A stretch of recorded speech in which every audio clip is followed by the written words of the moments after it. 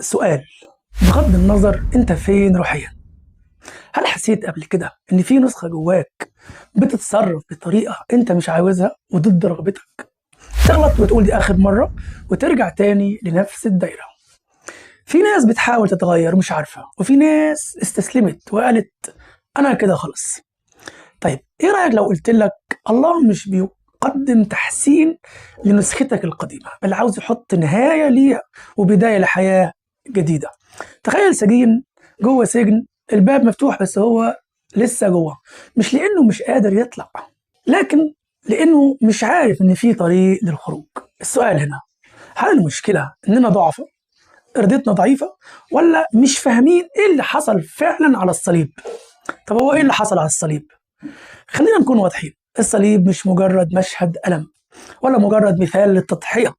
الصليب هو حدث قانوني وروحي غير وضع الإنسان قدام الله.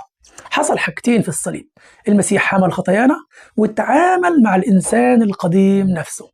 الكتاب بيقول أن إنساننا العتيق قد صلب معه، يعني مش بس خطاياك اتشالت، لكن الشخص اللي كان تحت سلطان الخطية تم الحكم عليه. هل ده معناه أن كل الناس اتغيرت تلقائيا؟ لا، في فرق بين ما تم وما يستقبل، ودي نقطة لازم نفهمها كويس. اللي تم على الصليب ده عمل كامل من جهة الله، لكن اللي يستقبل يحتاج إيمان. يعني في شخص خارج المسيح الصليب متاح لي، في شخص في المسيح الصليب صار واقع فيه. بمعنى أبسط، الصليب قدم نهاية الإنسان القديم، لكن لا تحسب لك إلا عندما تدخل في المسيح بالإيمان. السؤال هنا: أنت بتتفرج على عمل الصليب ولا دخلت فيه؟ طب سؤال: إيه هو الإنسان العتيق؟ الإنسان العتيق هو نسختك بدون الله، النسخة اللي تحت سلطان الخطية، النسخة اللي بتتحرك بطبيعة ساقطة مركزها الأنا والذات، وده مش مجرد سلوك، دي طبيعة، حالة داخلية. لكن السؤال الحاسم هنا: هل الله بيصلح الطبيعة دي ولا بينهيها؟ يعني الصليب إصلاح ولا إنهاء؟ الصليب مش بيصلح الإنسان العتيق لكن بينهيه.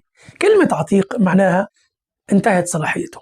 كلمة الصليب تم الحكم عليه بالموت.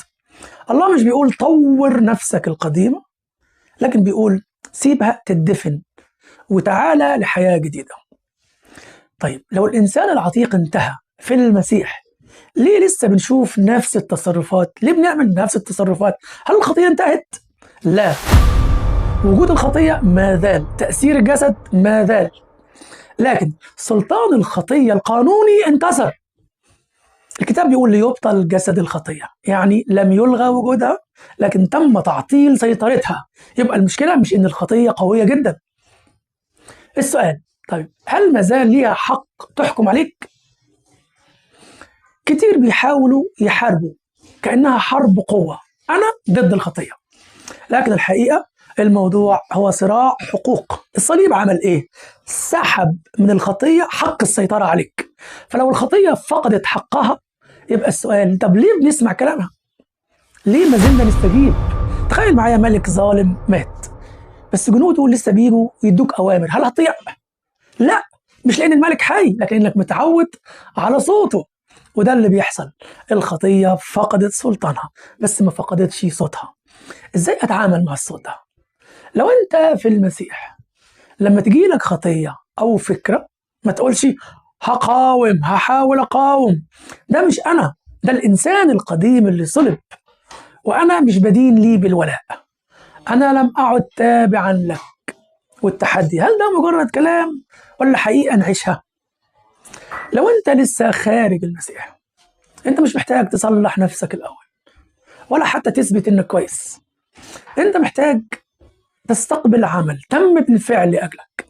الصليب مش بيقول لك اتغير وتعالى، امال بيقول ايه؟ تعالى وانا اغيرك من الداخل. هل تقبل ان تنتهي حياتك القديمه لتبدا حياه جديده؟ خلينا نختم بالحقيقه دي: الصليب حدث تم، الحياه الجديده تعاش يوميا زي فاتوره دفعت، لكن لازم تمسك الايصال وتقول انا دفعت. انت مش بتحارب من اجل الحريه، انت بتحارب لانك صرت حر في المسيح. انت بتحارب عشان تتحرر ولا لانك دعيت للحريه؟ في اسبوع الالام احنا مش بنتامل في الم فقط، لكن في نهاية الإنسان القديم وبداية حياة جديدة. البعض محتاج يكتشف إن النهاية دي متاحة ليه، والبعض محتاج يصدق إنها حصلت بالفعل فيه. قول معايا: أنا لا أعيش لأصلح نفسي القديمة، بل لأن حياتي الجديدة في المسيح. الباب مفتوح، الصليب أعلن الحكم، لكن القرار لسه بإيدك. هتدخل الحياة الجديدة ولا تفضل متمسك بالقديمة؟